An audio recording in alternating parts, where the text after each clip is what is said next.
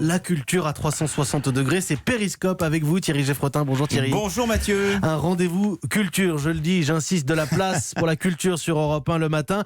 Et c'est le grand retour de Palace, l'émission culte évidemment de la télé qui renaît sur la scène d'un théâtre. On en a déjà un peu parlé sur Europe 1, mais ce matin vous allez nous en dire plus, Thierry. Et oui, j'ai eu la chance de me glisser dans la salle du Théâtre de Paris et j'ai assisté à quelques scènes. Alors à quoi ressemble ce nouveau Palace? Écoutez plutôt le tout début du spectacle. Appelez-moi le directeur!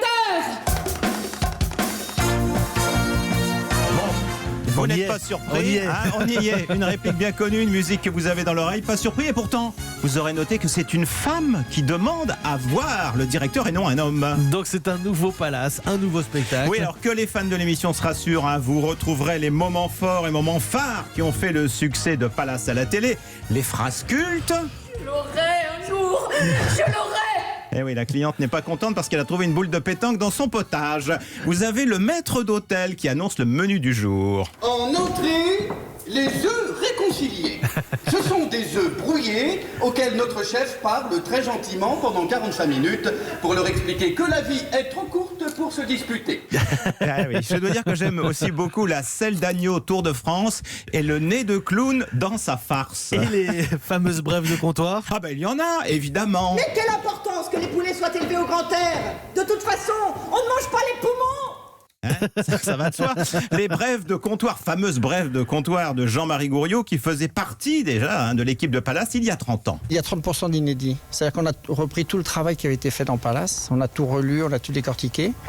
Évidemment, on a mis de côté ce qui était pas très marrant, qui nous amusait plus, ce qui avait vieilli, et ce qui n'était pas transposable au théâtre, c'est-à-dire les textes trop longs. Et à partir du moment où on n'a pas à raisonner, on se laisse embarquer dans une espèce de tourbillon de folie. Si on y rajoute l'énergie des comédiens, l'énergie de la musique plus des danseurs, on est dans une explosion de non-sens. Palace est de retour.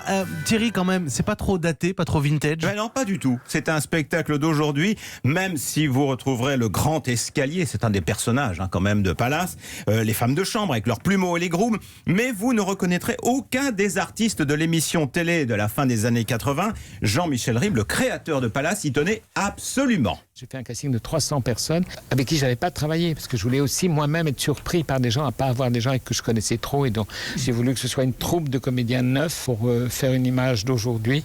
La même cathédrale d'irrévérence mais restaurée avec des matériaux d'aujourd'hui. Et la petite musique de Palace, ça va de soi. Merci Thierry Geffrotin. Palace, c'est au Théâtre de Paris à partir de mercredi pour découvrir ces œufs réconciliés. Essayez aussi dans votre cuisine ce matin peut-être. Et Périscope, c'est votre rendez-vous culture tous les matins à 7h50. Merci Thierry.